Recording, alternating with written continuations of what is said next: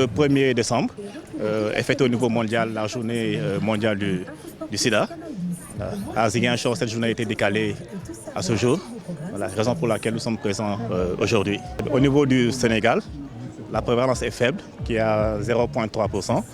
Mais au niveau de la région de Ziguinchor, nous sommes à 1,5%.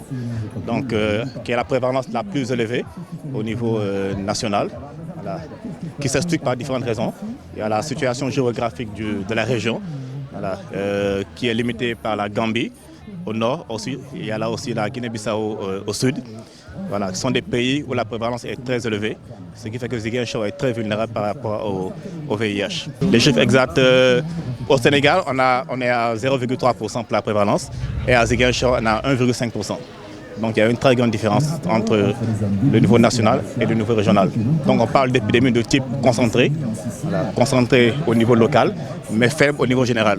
Dans le but d'éliminer le VIH d'ici 2030, il y a plusieurs interventions stratégiques qui ont été mises en œuvre, parmi lesquelles le Stadarsen, c'est-à-dire dépister toutes les personnes vivant avec le VIH, les traiter et faire en sorte que le charge viral soit indétectable pour rompre la chaîne de transmission.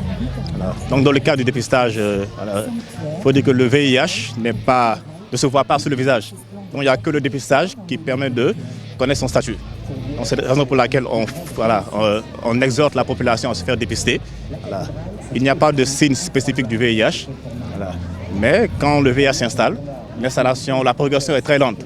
Donc au moment où il y a des signes évocateurs du VIH qui sont visibles, on peut dire que la maladie est à un stade très avancé et la prise en charge aussi plus délicate, voilà, et moins aussi probabiliste.